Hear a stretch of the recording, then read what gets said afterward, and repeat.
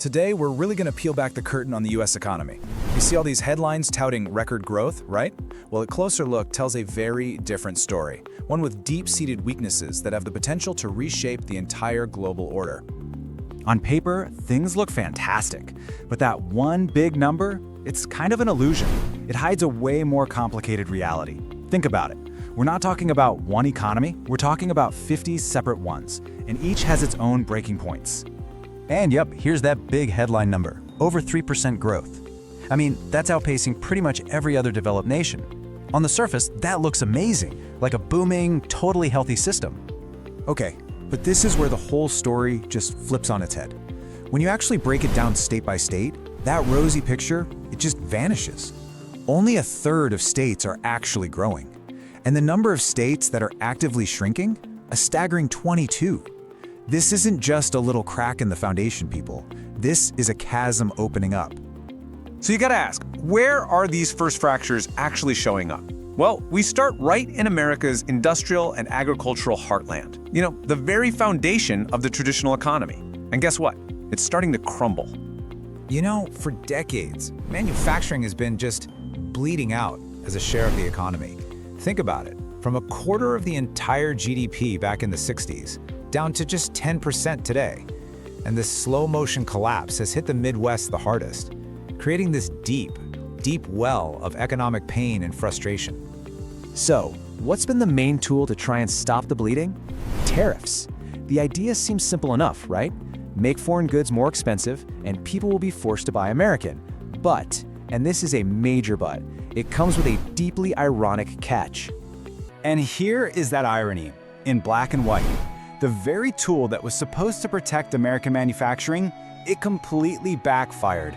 By jacking up the price of raw materials that these companies need to import, the tariffs actually made American firms less competitive. I mean, it's like they were shooting themselves in the foot. And the fallout from this, it's been absolutely catastrophic.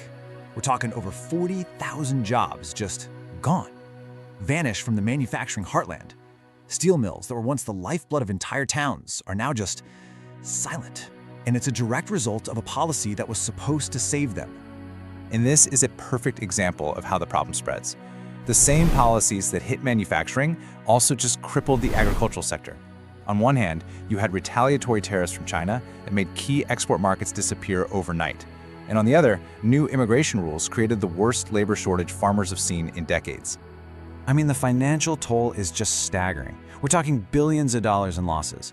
But the human cost, that's just as high. You have farmers literally forced to watch their crops rot in the fields, a really bitter harvest from a trade war. All of this financial stress is pushing the whole sector right to the edge. Look at Nebraska. Farm bankruptcies shot up by nearly a third in just 1 year. And across the Midwest, net farm income is just plummeting. Okay, so let's follow the money, because when farms and factories start to fail, the problem doesn't just stop there. Oh no. It starts to infect the entire financial system. It becomes a contagion. And what you get is this classic domino effect. The bad debt from a failing business gets passed up the chain of command, right? From the small business to the local lender, and then straight to the regional banks that are financing the whole system. And this, right here, is how a local crisis can suddenly go national. And the sheer scale of the risk here is just immense. We're talking about almost $500 billion. That's $450 billion just in farm loans. All of that is now at risk. It's like a ticking time bomb sitting at the heart of the financial system. And remember, that's just one sector. And here's the kicker. This is all happening at the absolute worst possible time. See, for nearly a decade, we had super cheap money. Ultra-low interest rates encouraged everyone, households, businesses, you name it, to borrow massive amounts of debt. Well, that party is officially over. And believe me, this isn't just some abstract number on a spreadsheet. In a lot of states, the average family owes way more than they earn in an entire year. So as interest rates climb, the consequences are becoming painfully obvious. We're seeing a huge surge in people defaulting on everything from their credit cards to their car loans. Okay, so you might be thinking, but wait, what about the booming AI sector? I mean, that's the one bright spot, right? It's responsible for pretty much all the national growth. Surely that can save the day. Well, it's not quite that simple. And this brings us to the great AI paradox. On one hand, yeah, AI is driving almost all of the country's economic growth. But on the other hand, it's a boom that's built on a massive mountain of corporate debt. It's essentially growth on credit.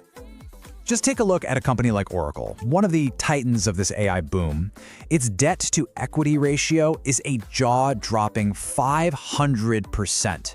Now, to put that into perspective for you, a healthy ratio is usually under 200%.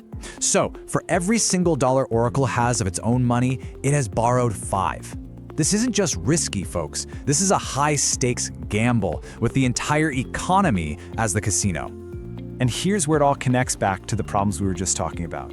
As those regional banks start seeing their safer income streams, things like mortgages and small business loans start to dry up, they get a lot less willing to fund these super risky speculative AI ventures. And that threatens the one sector that is still actually growing. So, this is where we zoom out. How does this whole story of domestic economic weakness connect to the global stage? Well, it turns out having a fragile economy at home has profound, and I mean profound, geopolitical consequences. The game is shifting.